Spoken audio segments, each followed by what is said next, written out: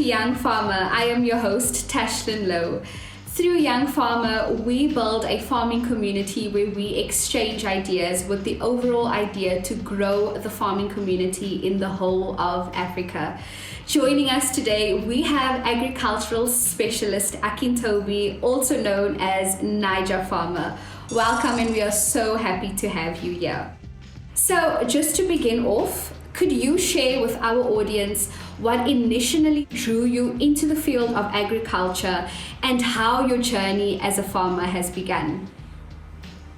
Thank you very much, my host. I started, from my young age, started going to the farm with my, grandparents. Tend to understand how they grew basic crops and the rest of that. And even in our backyard, we have a place where we just plant vegetables around. And so I put in for agriculture in my university days. I applied for agriculture and I was given admission. And then I studied agricultural economics and extension. And from that, throughout the first 2-3 years, we were doing theoretical part of agriculture.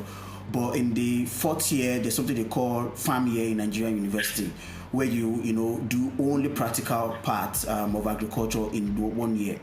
And so I was just intrigued by the activities that we engage in fishery, in poultry, processing, and even arable. And so I applied to the school to give me a piece of land to practice what I've learned. And then they give it to me. And that was how I started planting, growing, and then getting experiences and also support from the agricultural departmental lecturers. And that's how I started agriculture. After my university days, I began to grow grains in the northern part of Nigeria. I went to do my university, my master's education in agricultural extension and rural sociology. And after that, I became a lecturer in one of the federal university, teaching agricultural extension and rural sociology. And so that's how I began my agricultural journey. And after a while, that was few years ago, I had some challenges on my farm and I was looking for support, help around how I can solve this problem. I looked online. I'm very good with Twitter. That's where I use. And then I couldn't find help on Twitter, and I feel like I have a lot of knowledge. I have a lot of information that I can share to people, and I want to create a community of young farmers, that are having this same problem, and how we can come together and solve it. And so I started this Naija Farmer handle on Twitter, and over the years I've grown to tens of thousands, around 70 to 80,000 followers, and 80 or to 90% of my followers are young farmers that are also putting out information around how to grow, getting information on me from me, how to improve the agricultural production. And so it's a community of people trying to improve food security, and then we can share challenges, share support, share inspiration, and be able to grow together. Thank you. Absolutely lovely. So it's very obvious that you obviously wear many hats, from being a farmer to a writer and as well as a researcher. So how do you think these different roles intersect, and how have they contributed to your work in promoting agricultural education and the knowledge transfer that you obviously talk about? As a lecturer, my first skill is how to train, how to teach. And so, bringing that skills of being a lecturer or being a teacher with agricultural background, bringing it to limelight, using social media to disperse this information. So, number one, the things that I do basically is to use my skill in conjunction with my agricultural background to teach people on how to improve agricultural production. Regardless of that, you are successful at the level of your education. And so what I do is I engage as a lecturer. You need to also engage in continuous research on how to grow food, on how to improve production, on how to improve even the socioeconomic characteristics of these food producers.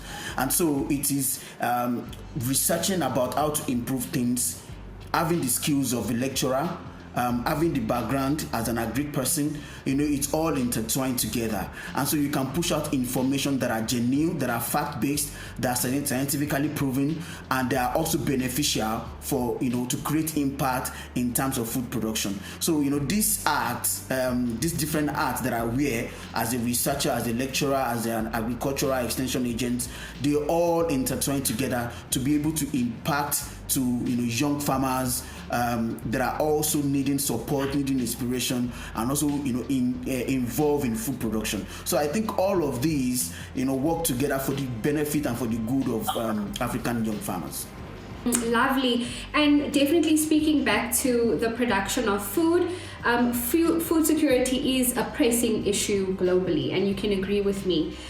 Could you elaborate on the role of agricultural education in ensuring food security, particularly in Nigeria, and how you're contributing in this course?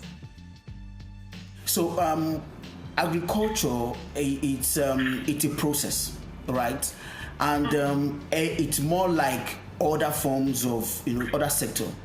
It innovates. The way we, plant 20 years ago, or the way we cultivate food 20 years, 30 years ago, even 50 years ago, is different from the way we cultivate food now, right? And this is as a result of improved education, improving processes, improving operations. And so over the years, the way our fathers produce food is different the way we are producing food. And there's a new change even in terminology. They practice agriculture, where agriculture is a way of life to them. But what we practice now is agribusiness, where we bring in the factors of production and ensuring that it is profitable. And so now for these guys, for these young farmers, what they want to do is they want to be profitable while creating impact. And so my role in all of these is to be able to give them information, education to be able to do all of that. My host, can you please take that question again? I think I lost something. Okay, so obviously we're talking about food security being a pressing issue globally. And could you elaborate on the role of agricultural education in ensuring food security, particularly in Nigeria, and how you're contributing to this course? Yeah, so food security is a big issue, especially in Africa.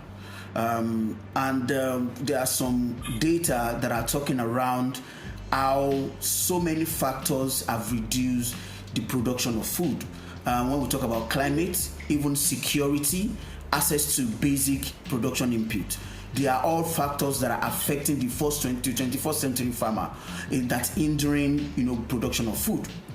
Now, where I have come in, there's some parts that need the support of bigger stakeholders like the financial institution, government, to provide security, to provide capital.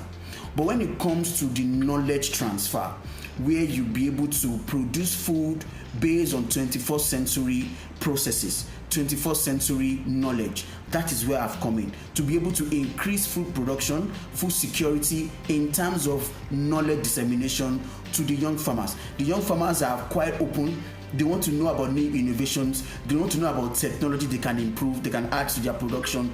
And that is where I've come in as an extension agent, as a farmer, a trainer, to be able to pass this information to the farmers so that it can improve food security.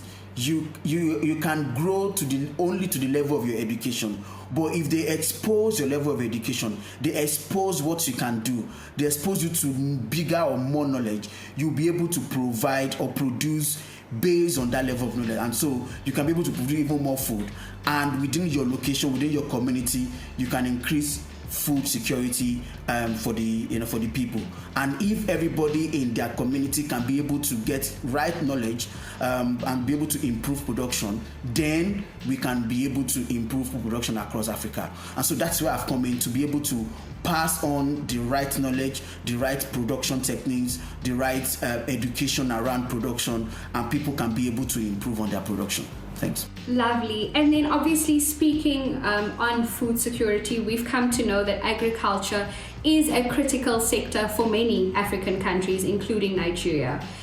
So in your opinion, what are some of the key challenges currently faced by the agriculture industry in Nigeria, and what opportunities do you see for its growth and development? Thank you very much, my host. So, the thing there is the challenges we faced 20, 30 years ago are still there, even in Nigeria. And now we have a new set of problems. So we have infrastructural deficits in terms of electricity, good roads, and the likes of that. But presently, the climate change effect. The farmers are the least contributors to the climate change problem.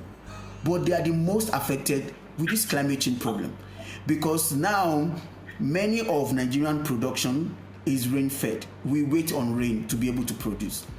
But now with the climate change problem, it has destabilized the planting table, the planting calendar. And most times people wait longer time to produce food. It affects food production.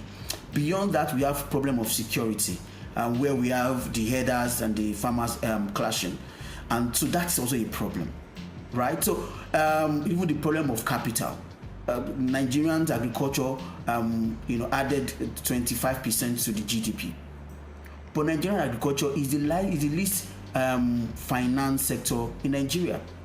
Even real estate gets more funding from the financial institution even than the agriculture. There is a Maputo Declaration by the African Union that says that every African nation should budget at least 10% to agriculture. The last budget that Nigeria did was less than 2%. If you have 70% of your population involved in agriculture, and you are giving 2% of your total national budget to agriculture, how does that sound? So we have the problem of even financing, this sector. We have the problem of security, the infrastructural deficit, and even the climate change. So we are also, and even the problem of education. And my own little way, I am improving on that. If they have the right education, they can be able to improve production. But there are also challenges that hinder them from even improving or producing food. And if this problem can be solved, it creates a new avenue for growth.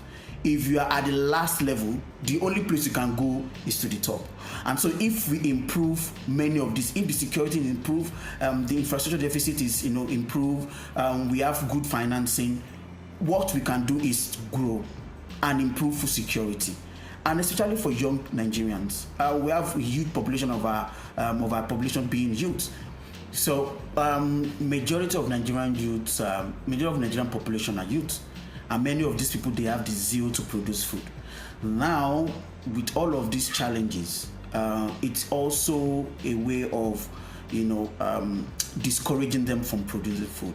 And so if all of this infrastructural challenge, security challenge, and even climatic challenge are being improved upon, and people like myself comes in with the right training, then there will be increase in production of food, and we can engage these youths to be more productive to the economy and even productive to themselves and create impact in our country. And so the opportunities is huge, in terms of technological innovations in agriculture. Youngs are very innovative. They are also thinking, and when they experience problems, they also want to innovate. And so this is an opportunity for the youth to be able to innovate in agriculture.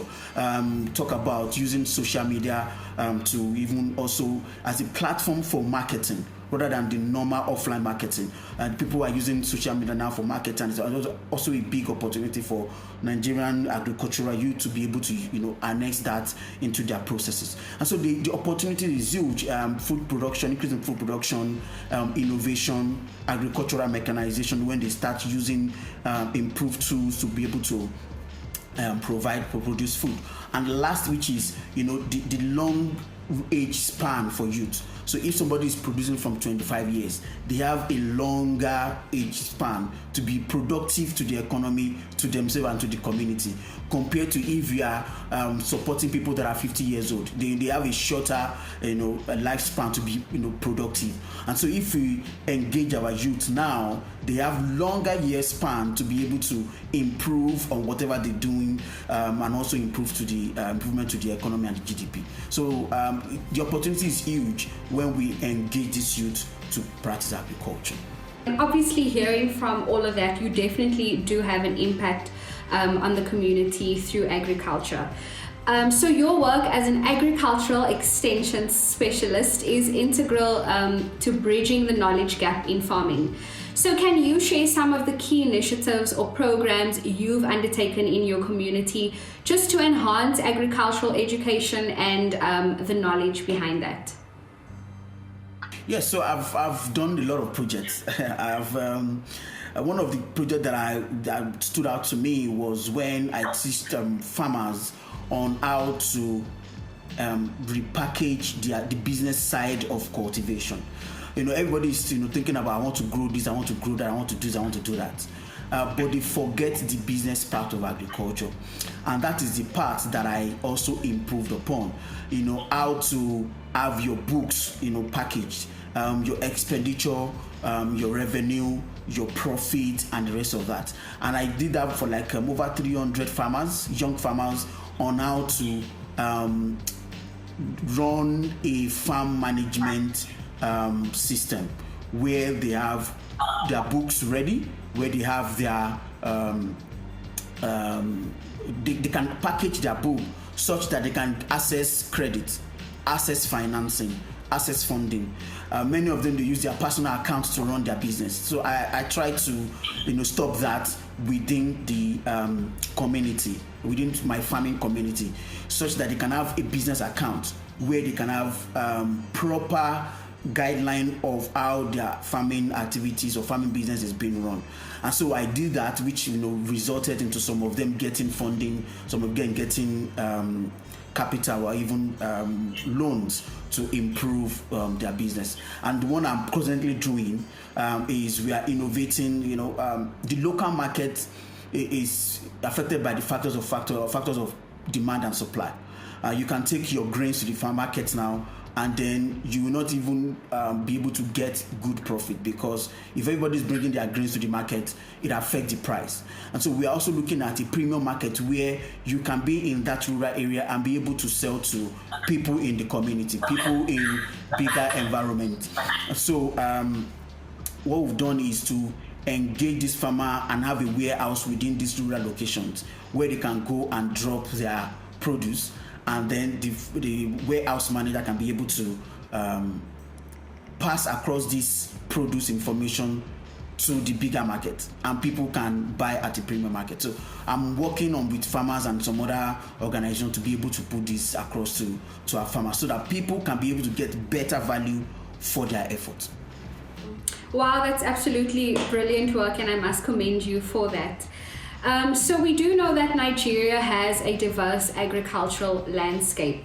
Could you highlight any specific farming practices or innovations that you've introduced or championed in your community, and the impact they've had on local farmers and food security? Oh yes, I've engaged in a couple of projects. The recent one that I've done is around social agriculture, where we engage farmers to be able to leverage the power of social media to get bigger markets compared to the local market. So, I tried to bring about farmers together to engage social platforms for them to be able to access bigger markets. That is one. Also, another project that I've done, helping farmers to understand the importance of soil protection using crop rotation and manure. Many of our farmers just feel like, we just put manure on the soil and they just plant and all of that. So there's a strategy to it to ensure that the manure, really gives out its nutrients to the soil, to the crop.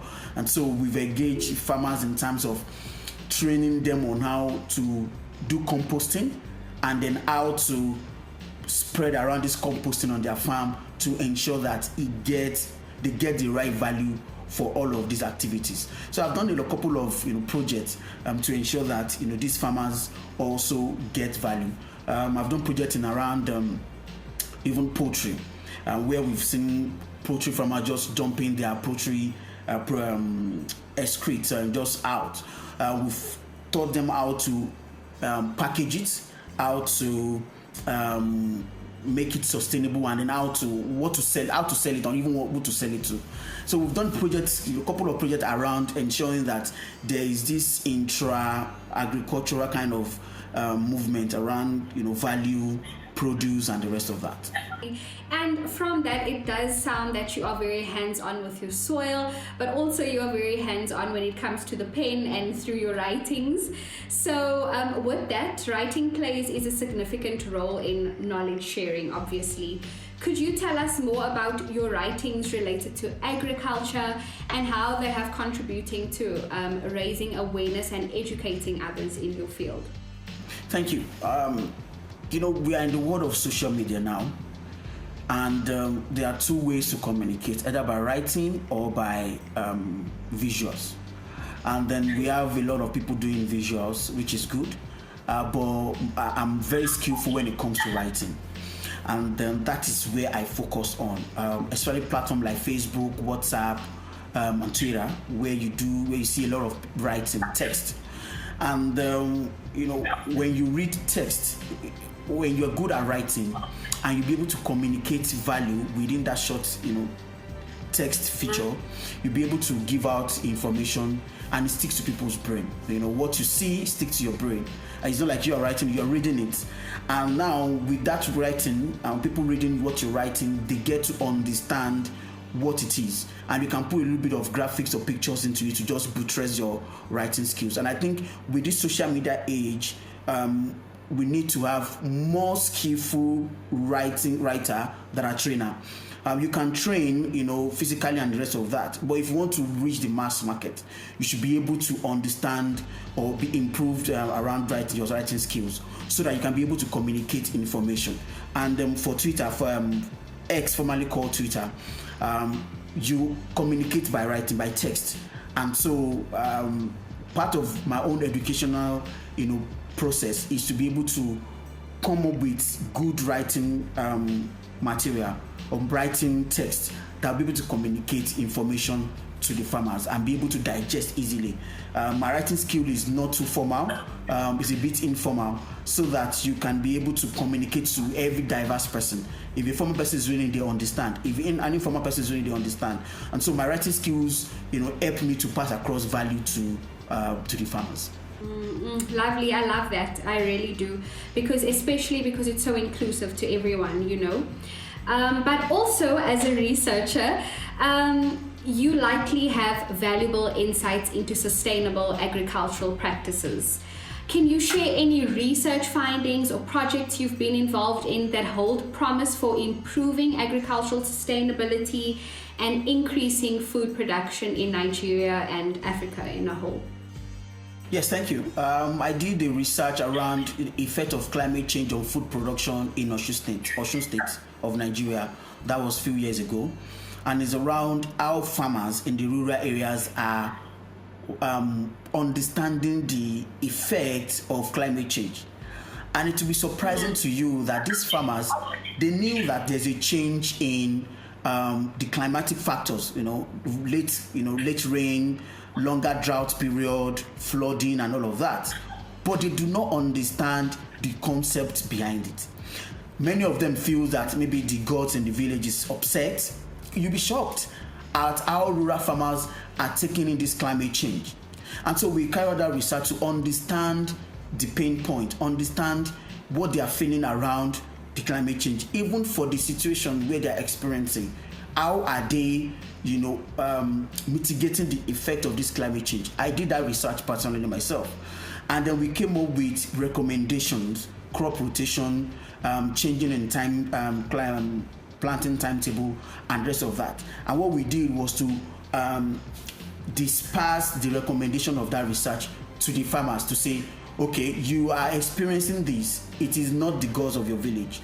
It is not just happening for happening's sake. There's something called climate change, and it is upon us. It has come to stay. What we can now do is to find practices that will help us to mitigate these challenges. And these are the things you can do. Crop rotation, mixed farming, early farming, mixed cropping, and the rest of that. And then to ensure that they follow through the guidelines that the extension services have, proposed to them. And one of the things I also do is to work closely with the Nigerian Meteorological Service, where they give us the weather forecast for the whole year.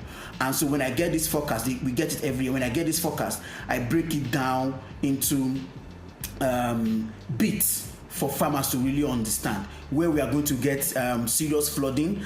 We tend to push out this information via social media to farmers to say you are going to experience flooding at this point in time in the year. So what you can do, if you need to start early planting so that you can be able to harvest before the flooding comes, or you wait after the flooding. So we are also based on my research around climate change, I've been able to come up with recommendations for farmers and then work with the Climate Change Agency to be able to break down climate change parameters for the rural farmers so that they can produce, they can be able to produce even with the challenges that we face with climate change. So this sustainable agriculture, to ensure that we mitigate the effect of climate change, has been helpful to a lot of farmers, and they usually call to say thank you for giving us this information, giving us this recommendation, and we'll be able to overcome some of the challenges. Not all, but at least they were able to overcome challenges that can hinder them from being successful.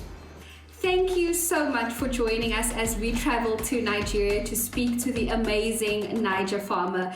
If you have any questions for him, please do leave your question below in the comment section, or you can follow him a tweet at Naija Farmer and at Young Farmer.